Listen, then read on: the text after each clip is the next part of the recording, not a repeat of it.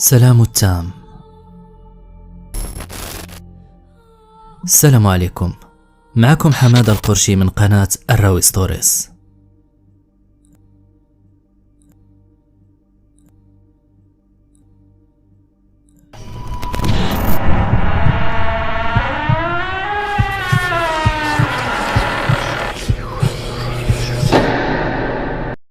كيف ما لاحظتوا أنني حطيت إعلان حول قصة واقعية، البطلة ديالها فتاة مغربية وبلسانها كيكتب لينا ريوزاكي هاد السطور والكتابات ديالها باللغة العربية، ولكن كيقول أنه تعذب على قبلكم باش يكتبها لكم بالدارجة، حيث ولفتونا كنرويو لكم القصص بالدارجة المغربية، وكذلك بمساعدة خنساء القرشي على تحضير هاد القصة، واللي غيقدمها لكم عبدكم الضعيف حماد القرشي.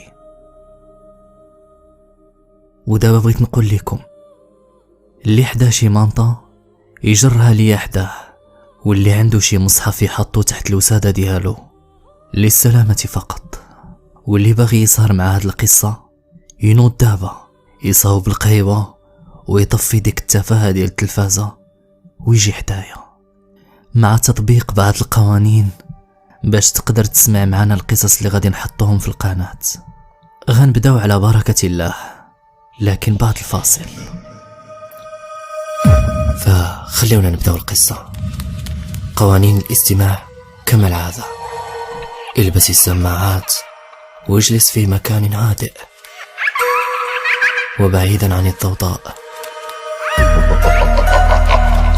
اطفئ الانوار طبعا، وكنتمنى لكم اقصى درجات الرعب. ويلا نبدا.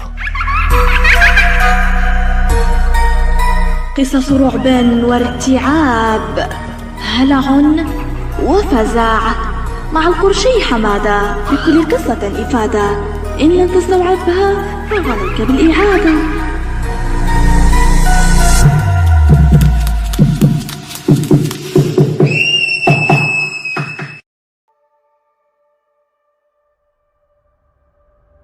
كما كتعرفوا الإخوان، عالم الجن عالم مرعب ومخيف بزاف، والجميع وبدون استثناء كيخاف من هذا العالم، وكنتحدى أي واحد أنه يقول لي ما كيخافش من الجنون ولا الخوف من هذاك العالم الغامض والمثير.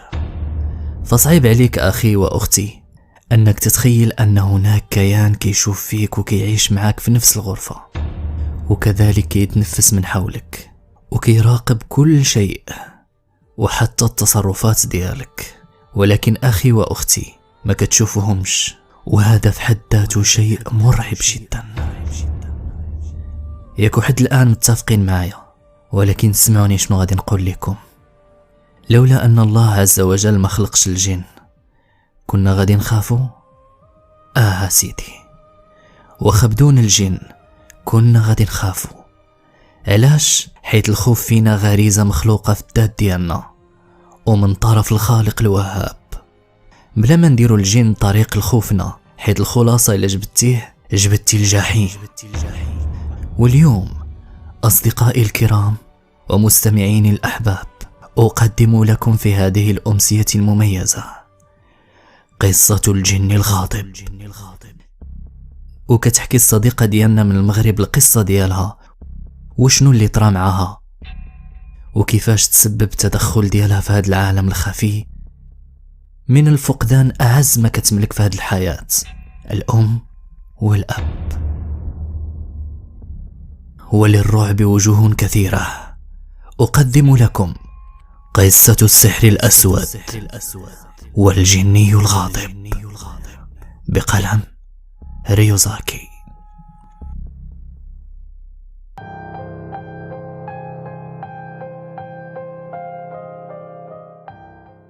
السلام عليكم.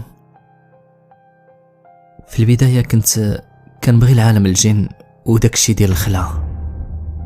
كنت كنشري الكتوبة اللي كتهضر على تحضير الجن، ما كنتش عارفة علاش، ولكن الفضول ديالي كان قوي، كان كيبغي أنني نستكشف أكثر وأكثر على هذا العالم.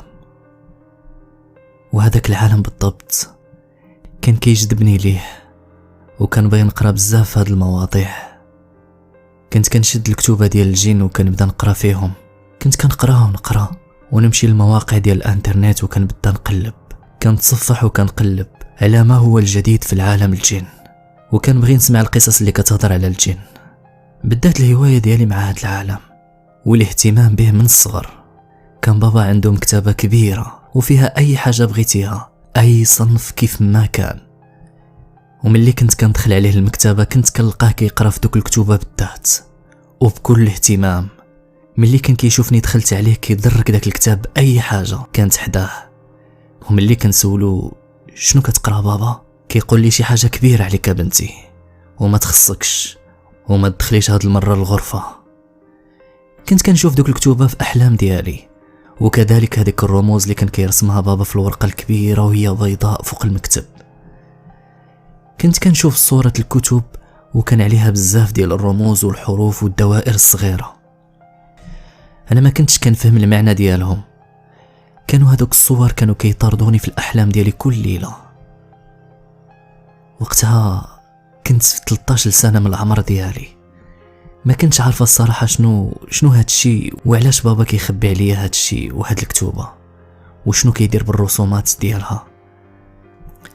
حتى لواحد النهار ما كانش بابا في الدار، كان في الخدمة ديالو، وماما كانت في الكوزينة كانت مشغولة مع الطياب.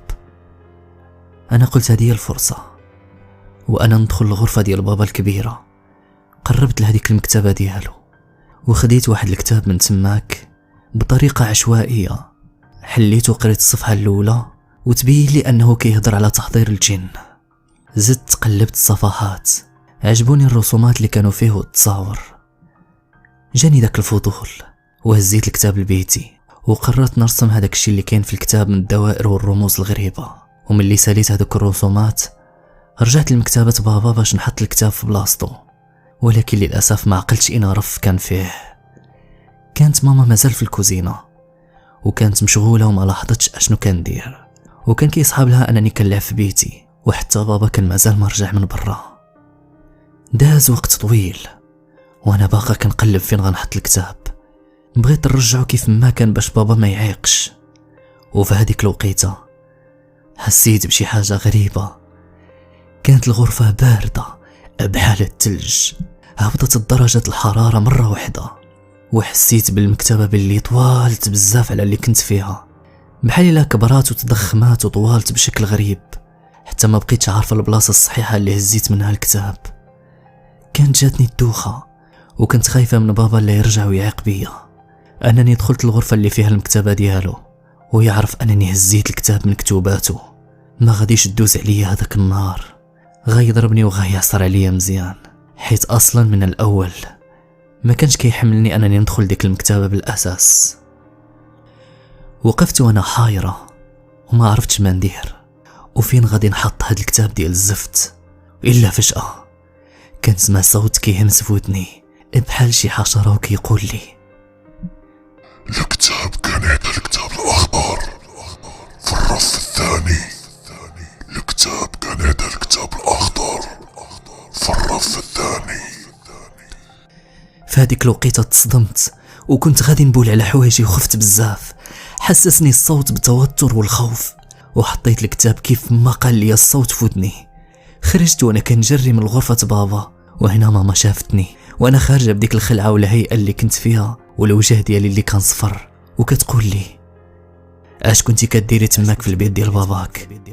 الا عارفك دخلتي له لبيتو ما غاديش يتفاك معك هاد النهار، وراكي عارفه باللي ممنوع تدخلي لبيت باباك. واش دخلتي المكتبه ديالو؟ قلت لها لا ماما، ولكن كنت كنقلب على كتاب نقرا فيه وما لقيتش شي كتاب يناسبني.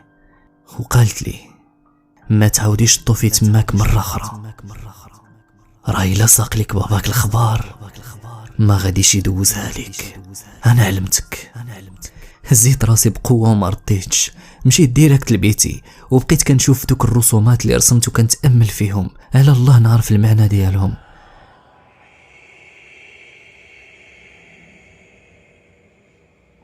بقيت كنشوف في هذوك الأشياء الغريبة وشنو غتكون كانت مرسومة باللون الأحمر والأسود. أنا كنت رسمتها كيف ما شفتها في الكتاب وكانت باللون الأحمر. ما عرفتش، كنشوف بزاف هذاك الوجه، هذاك الوجه اللي رسمت وكيتخيل ليا بحال الا كيشبه الوجه بابا. انا تعجبت بزاف داك الوجه، واش هذا وجه بابا بصح؟ ولكن انا في الحقيقه ما رسمتش هذيك الصوره. رسمت بزاف الدوائر والرموز ولكن ما رسمتش الوجه ديال بابا. ماشي انا اللي رسمته. شكون اللي غادي يكون رسمه؟ شديت الورقه اللي رسمت فيها داك الشيء وشديتها وخبيتها باش ما يلقاها حتى شي حد وما يعرف بابا عليها حتى شي حاجه، وضربت الطم باش بابا ما يعيقش. ولكن للاسف منذ ذلك اليوم ما عودت شفت بابا. الله يرحمه. قالوا لنا باللي توفى في حادث سير. حزنت بزاف على الموت ديال بابا اللي مازال ما متيقاش كيفاش وقع له هاد الشي. بغيت نحماق وما تيقتش الموت ديال بابا. كنت كنتمنى انه يجي، كنت كنتمنى انه يدخل عليا ويشوفني قريت له كتوبات ويضربني، ولا انني نسمع انه ما كاينش في الوجود اصلا. ولكن للاسف مات حبيبي. وحسيت باللي ربما كنت انا السبب في الموت ديالو، حيت بالي الوجه ديالو بين دوك الدوائر اللي رسمت. مشيت لعند ماما وقلت لها كل شيء وشنو درت بحسن، ولكن قالت لي باللي انا ما عندي حتى شي دخل في داك الشيء، هذيك غير مشيئة الله والمكتاب. ولكن حضرتني باللي ما نمسش الكتوبه بابا مره اخرى، وناضت وسدات الغرفه والمكتبه بالسوارت باش ما نعاودش ندخل ليها مره اخرى مازال. ولكن في الحقيقه ملي تتكون ماما خارجه ولا في السويقه، وملي كنكون انا بوحدي في الدار، كنلقى الباب ديال الغرفه تيتفتح من ديت راسو. انا ما عرفتش علاش وكيفاش، تقول بحال الا شي حد كيعيط لي باش ندخل. كنحس باللي شي حد كيهمس لي في ودنيا وكيقول لي لابد تقراي شي كتاب من هادوك الكتوبه، خاصك تقراي شي كتاب من هادوك الكتوبه. ولكن في واحد النهار ما عرفتش كيفاش طرا ليا ولبيت النداء ودخلت الغرفه، ورجع هذاك الصوت تيهمس ليا في ودنيا وتيوجهني للكتاب اللي باغيني انني نقراه. اللون الكتاب اللي خصك تقرايه لونه كحل ديال الجلد. اللون الكتاب الكحل ديال الجلد، وكان على تحضير الجن. انا خديت الكتاب وكان فيه بزاف ديال الرموز والدوائر والحروف، وفتحت الكتاب على صفحة باب التحضير، وكان هادشي كامل بتوجيه الصوت اللي كيهمس ليا في ودني بحال شي حشرة، وكان كيقول لي شنو ندير. انا ما عرفتش كيفاش، ولكن عارفه هو انني كنت كنسمع الصوت ديالو ولكن ما كنتش كنشوفه قدامي. وكان كيقول لي انني نرسم واحد الصفحة بالذات. فتحتها وكان فيها بعض الرموز والنموذج الثلاثية اللي كانت غريبة الشكل مرسومة باللون الأحمر القاني. خديت الكتاب وشديت الورقة البيضاء والقلم حمر ورسمت كل شي في ديك الصفحة كما هو. أنا ما عرفتش كيفاش درت لها، بحال إلا شي حد كيعاونني من بعيد. ومن بعد مشيت لبيتي وسديت الباب ديال الغرفة من موراي وخايفة لأنها تشوفني ماما، وتعجبت كيفاش ماما خلات الباب الغرفة محلول وهي ديما سادة عليا كلما تتكون متواجدة في المنزل وممنوع الدخول ديك الغرفة. المهم مشيت لبيتي، حليت الورقة وبقيت كنشوف وكنتأمل في هذوك الرموز والطوائر. إلا شوية بان لي الوجه ديال ماما. ولي اش هاد الشي؟ والله بان لي الوجه ديال ماما وسط من هذوك الرموز والدوائر والنجوم. كنت متعجبة لأنني ما رسمتش الوجه ديال ماما، ولكن حسيت بخوف كبير. حسيت أنه بحال هاد النهار وبحال هاد الوقيته مات بابا بالضبط. حسيت بالفزع الكبير والخوف على ماما. شوية قلت مع راسي يمكن هذه غير صدفة، لا ما غادي يوقع والو. لكن من بعد ساعة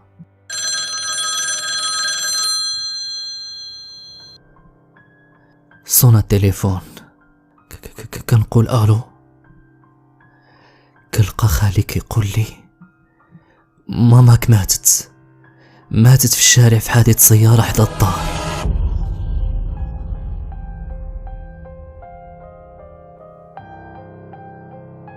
وهنا لحت التليفون من يدي، بديت كنغوت بربي اللي خلقني. شنو درت يا ربي؟ واش انا السباب؟ واش انا غادي نهبل؟ اش هادشي اللي كيطرالي؟ حسيت بالحزن الكبير وبقيت مصدومة لمدة، ومن بعد قررت انني ما نبقاش نقرب لداك الشيء. وملي ماتت لي ميمتي ومشات لدار الاخره، مشيت هزيت رحيلي ومشيت عند جدي وجداتي المنزل ديالهم. ما بغيتش نعيش وحيدة في ديك الدار، وسدينا الدار سنين طويلة، وبقيت عايشة مع جداتي وجدي حتى كملت 25 سنة. كنت هذيك الساعة يلا ساليت القراية ديالي الجامعية، وكنت خدامة وما كانش داخلت لي فكرة الزواج في راسي حتى نحقق الأحلام ديالي. أولا كنت كنحاول نستنى ديك الأحداث وما نعاودش نقرب لشي حاجة. ومن بعد ما ماتت جدة ديالي وجدي، كان خالي باغي يبيع الدار، وأنا رفضت الزواج وقررت نرجع للدار القديمة من جديد، وحيدة وخايفة هاد المرة. وملي رجعت المنزل ديالي من جديد كنت كنحس بأشياء غريبة. كنحس بالهواء بارد، والأصوات ديال الرياح والصفير ديالها في الودن ديالي كيتعاود. كانت الأصوات تتخرج من الباب لغرفة المكتبة، وكنلقاه كيتفتح الراسو. ما عرفتش واش كان الباب الغرفة عالق ولا ما نعرفت، حيت بعض المرات كنبقى جالسة حتى كنلقى الباب كيتفتح من ديت راسو بصوت عالي، وزيد عليها الصوت الغريب اللي كيصدر من داخل الغرفة. كنبدا نقلب شنو هو السبب، واش هو الهواء ولا المشكل في الباب. حتى وليت نخلي الباب مفتوح باش ما يتعاودش داك الشيء. صافي حتى وليت كنولف، ولاحظت انه كانوا شي نقاط في الحيط كانوا باللون الكحل، كنحس بيهم بحال اللي كيتحركوا وتيبديو غاديين حتى كيوصلوا للمكتبه ديال بابا. كنت كنحس باللي دوك الكتوبات تيعيطوا ليا باش نقراهم. انا ما نكذبش عليكم، بصراحه الله كانوا كيشدوني هذوك الكتوبه، وكنبدا نقرا فيهم كل نهار حتى تعلمت الكثير من السحر الأسود، وتعلمت كيفاش نحضر الجني. ويا ربي تسمح لي، كنت كندير بعض الأشياء الحرام في سبيل ذلك، ولكن اش غندير؟ الشغف والفضول كان غادي يقتلني. وفي هذيك اللحظة كانوا كيجبدوني بشدة باش أنني نجرب. واحد النهار بعد شهر تقريبا، وملي تعلمت داك الشي قررت أنني نحضر الجني ببعض من الطلاسم والتعاويذ والحروف الكثيرة. وفي هذيك الوقيته كنت متحمسة بزاف للفكرة، وبديت كنرسم الحروف وكل شي، وكنقرا ديك التعاويذ في الحمام قدام شمعة شاعلة. وفي ديك النهار حسيت ببرود شديدة في المكان، وكان الصوت الصفير ديال الرياح في الودن ديالي كيتعاود. أنا ما عرفت شنو اللي كيوقع لي، كانوا البولات ديال الصالون تيتهزوا في مكانهم، وانا كنت لداخل في الحمام. الا واحد شويه الشمعة طفات لي. اش هادشي؟ وحسيت بالخوف الكبير، وغوت عاوتاني وخرجت من الحمام حتى كنسمع الصوت في الودن ديالي كيهمس وكيقول لي انا معك دابا، انا جيت. وشنو بغيتي؟ ويلاش عطرتيني؟ وفي هذيك الوقيته حسيت بالرعب والذعر منه.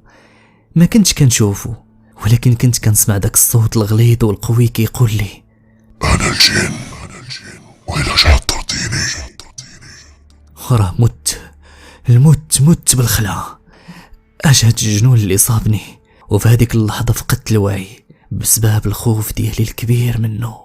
وملي فقت سمعت نفس الصوت كيهضر معايا بزاف وكيعاود ليا نفس الهضره. علاش عطرتيني؟ عصبته حيت كنت خايفه منه، ولكن بعد هادشي تعودت عليه وعلى الهضره ديالو معايا، حيت كنت بوحدي في ديك الدار وما كاين اللي يسول عليا. كان كيهضر معايا في الاوقات كلها، وتقريبا كيعاود لي على حياته، وكيبدا يحكي لي بزاف ديال القصص الغراب واللي اول مره كنسمع بهم. كان كيخبرني على الجيران اللي حدايا واللي حدايا في السكن، وعلى الاقارب ديالي وشنو كيديروا وشنو كيقولوا. الصراحه كان كيعجبني الحال بزاف، وكان كيبان لي في واحد الصورة اللي راجل زوين بزاف. كنا كنهضروا بالساعات وكنضحكوا وكنلعبوا، وكنت كنبغي الهضره ديالو معايا. حتى لواحد النهار قال لي بلي كيبغيني وباغي يتزوج بيا ويديني العالم ديالو نعيش معاه. هنا حسيت بالصدمه، حيت انا ما كنبغيش، كنبغي غير الهضره ديالو معايا لا غير. قلت له مستحيل انني نوافق، حيت كنعتبرك صديق وما كنفكرش في الزواج. غير قلت هاد الشي شفت الويل، ويا ريت كان ما قلت هاد الشي. تعصب بزاف وكنشوف الصالون والآتات اللي فيه كامل تيتهز في السما وتيتخبط في الارض والتهراس في كل مكان. اش هادشي اللي كنشوفه. انا كنت كنشوف هادشي غير في الافلام وما كنتش كنتيق، ولكن دابا كيطرا قدام عيني وحقيقي. ومن بعد بدا كيضايقني بشده وما كيخلينيش نرتاح ولا الناس. وانا صافي مليت من فعايله، وقررت انني نمشي عند خالي يشوف لي حل. مشيت عاودت له كل شيء، وداني عند واحد الراقي في واحد البلاصه اللي قريبه لينا. واخا هكذاك ما هنانيش، ولكن خالي ومراته الله يجازيهم بخير ما خلاونيش بوحدي. وكان كيقول باللي انني مراته وما غاديش يخليني. كنت كنشوف بزاف ديال الكوابيس في هذيك الفتره، ولكن خالي اقترح عليا انني نتخلص من هذوك الكتوبه اللي في المكتبه ديال بابا. وداك الشيء اللي كان حرقناهم كل شيء كيف ما قال لنا الشيخ والراقي، ونحطوا الرماد في الماء وندفنوها في واحد البلاصه اللي هي بعيده وما كيجيش ليها بنادم، باش ما تولي تأذي حتى شي واحد. وبالفعل داك الشيء اللي كان. كنت بغيت نتهنى ونرتاح من هذا العذاب، وليت كل نهار كنمشي عند الراقي. كان كيقرا عليا القرآن وكان كيعلمني آيات نتحصن بهم. وبقات حالتي هكذا أكثر من سنة، حتى ما وليت كنشوف لا جني ولا كوابيس، والحمد لله وليت لاباس. وبعت الدار ومشيت نعيش مع خالي حتى تزوجت بواحد العريس اللي تقدم ليا، والحمد لله أنا لاباس وعايشة الحياة مميزة. وكنعيش دابا في أمريكا مع راجلي وولادي، ومن تماك ما بقيتش كنقلب على حتى شي حاجه كتخص هاد العالم، وما كنبغيش نقرا عليهم. ولكن بعض المرات كنحس بالذنب وكنسول راسي، واش انا اللي كنت سبب في الموت ديال بابا وماما؟ وفي الاخير كنصحكم هادو اللي كتسمعوا لي القصه ما تعودوش تقربوا الاشياء هذه، لان النهايه ديالهم كتكون وحده وكتكون خايبه. وحتى اللي ما تأذيتوش نتوما غيتأذوا الناس اللي عزاز عليكم واللي قراب لكم، وتدمروا حياتهم وحياتكم. النهايه